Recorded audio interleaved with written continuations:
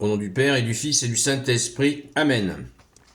La paix de Jésus soit dans votre maison, sa paix et sa joie. Alléluia. J'espère que vous allez bien, que vous êtes dans la paix et la joie de Jésus. Amen.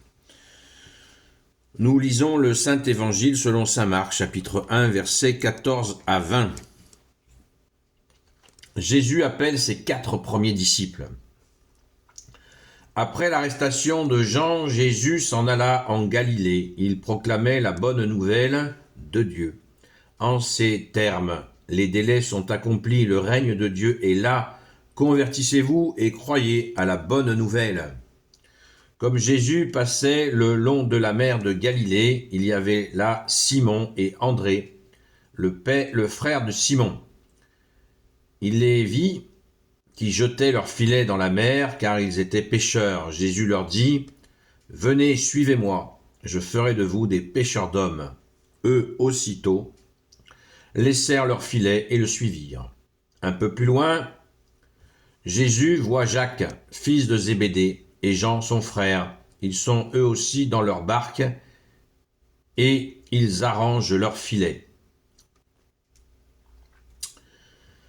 Jésus les appelle aussitôt. Ils laissent leur père Zébédée dans la barque avec les salariés et ils commencent à le suivre. Merci Jésus pour ta parole.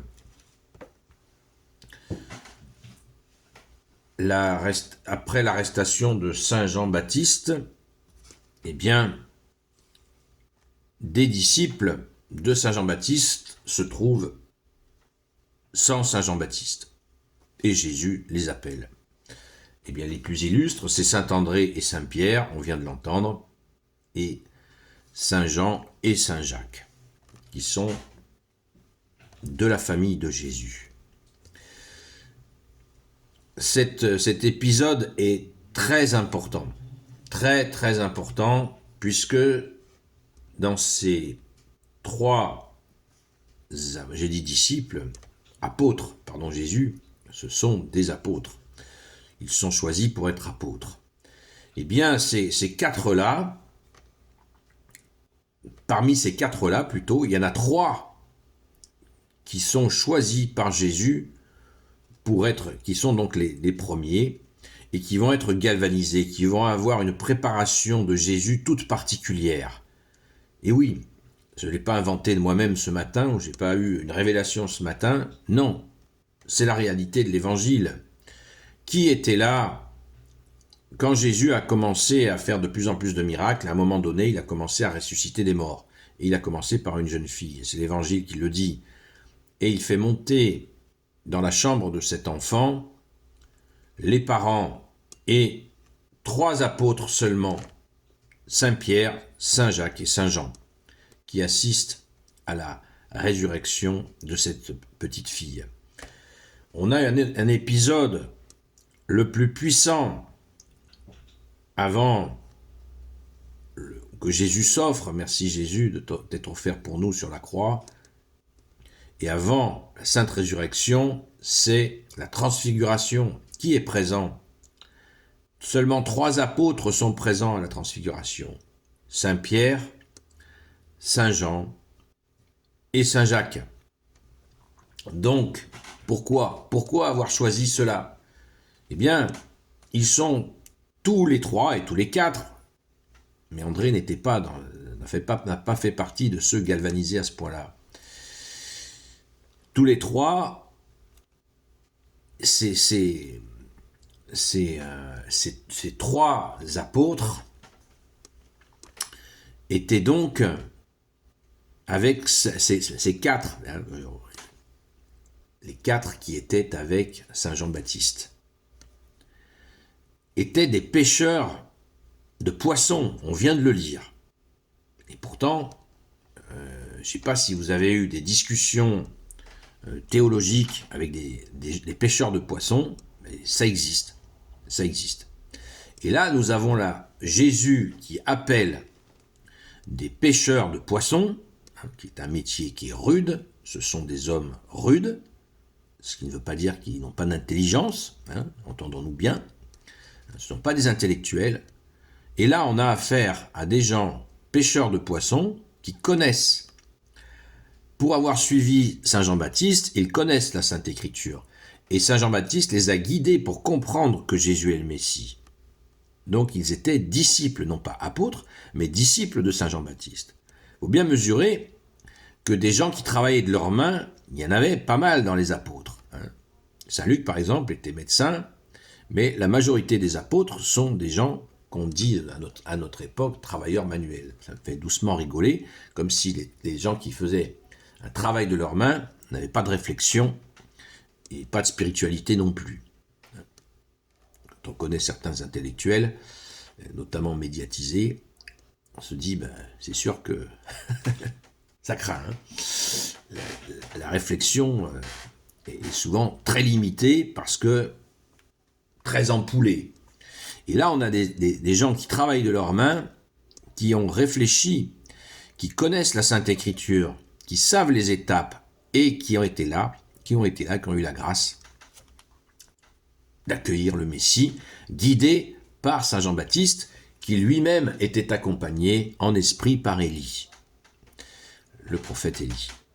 C'est Jésus qui l'a dit, c'est pas moi qui l'ai inventé, je fais pas de révélation, c'est marqué noir sur blanc dans l'Évangile. Je fais aucune révélation, j'essaie de comprendre, comme vous. C'est ce que nous essayons de faire par ta grâce, ô Jésus, puisque tu es notre seul enseignant et notre seul guide, comme tu nous l'as dit. Alors, rendons grâce de voir cela. Des hommes pêcheurs de poissons vont devenir pêcheurs d'hommes. La responsabilité. Et donc, nous adorons Jésus et nous aimons les apôtres, qui sont... Nous sommes dans l'Église catholique, dans la succession des apôtres, les évêques sont les successeurs des apôtres, et nous, enfants de Dieu, tout à fait simples, enfants de Dieu, laïcs, catholiques. Moi, je me déclare ouvrier de Jésus, merci par ta grâce, ô Jésus, c'est toi qui fais tout. Mais nous avons là des hommes, majoritairement dans les apôtres, qui sont des gens qui travaillent de leurs mains. Et ils vont devenir pêcheurs d'hommes. Et on a des gens qui réfléchissent. On le voit dans tout l'Évangile, ce sont des gens qui ont une connaissance de la foi, de leur foi des Hébreux, et qui est bousculée par l'Évangile, par la bonne nouvelle. Ils sont bousculés et ils accueillent la vérité que tu es Jésus. Le chemin, la vérité et la vie, ils en sont. Et ils vont se recevoir, ce sont ces mêmes gens qui vont recevoir la force d'en haut, préparée par le Père, qui va se manifester particulièrement à la Pentecôte, où ils ne vont faire rien de moins, et je répète encore une troisième fois, rien de moins que ce qu'a fait Jésus lui-même, y compris ressusciter des morts. C'est extraordinaire, c'est le sens du lavage des pieds, le jeudi saint au soir. Jésus lave les pieds des apôtres pour les purifier, pour les rendre purs, afin qu'ils fassent ce que Jésus lui-même a fait. Alléluia, rendons grâce les amis, quel bonheur, quelle justice, quel amour, quelle justice, quelle miséricorde de voir Dieu lui-même sur terre, Jésus le Christ Jésus, comme dit saint Paul, appeler des hommes de toutes sortes, y compris des travailleurs manuels, malgré que je conteste formellement cette expression, je préfère technicien, parce que ce sont des gens, beaucoup d'entre eux réfléchissent. Par ta grâce, ô Jésus, nous réfléchissons tous et nous constatons une fois de plus que nous ne pouvons rien faire sans toi, comme tu nous l'as dit, Jésus. Amen. Gloire au Père, au Fils et au Saint-Esprit, maintenant et toujours et pour l'éternité. Amen. Ô Jésus, toi qui peux tout et qui portes tout, toi le Sauveur, toi l'Emmanuel, je te confie toutes celles et ceux qui regarderont cette vidéo, ainsi que leurs proches, selon ta seule volonté, ô Jésus. J'ai un exemple qui me vient de Saint Jacques. Dans la lettre de Saint Jacques, il dit « Quand quelqu'un a faim, on ne va pas lui faire un cours sur la théologie, la prière. On lui donne à manger. » Voilà ce qu'il faut faire quand quelqu'un a faim. Vous voyez, un homme concret.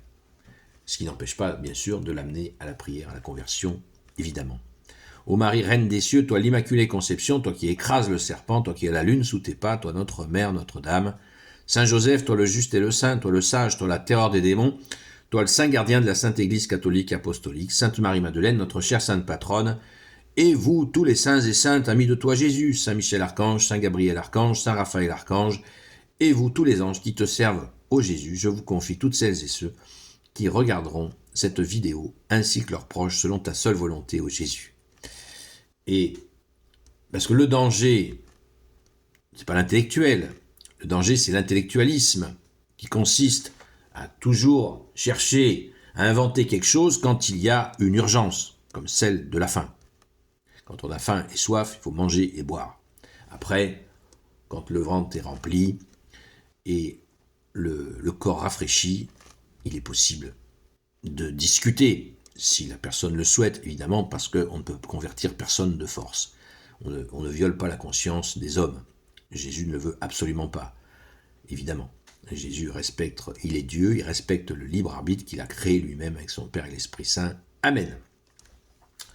Ce soir, on se retrouve à la grâce de Jésus, de 20h à 22h, sur le TikTok Seul Jésus Sauve, en vous remerciant, en remerciant les gens qui sont habitués, fidèles à Jésus, bien sûr. Et à très vite, donc. Soyez bénis.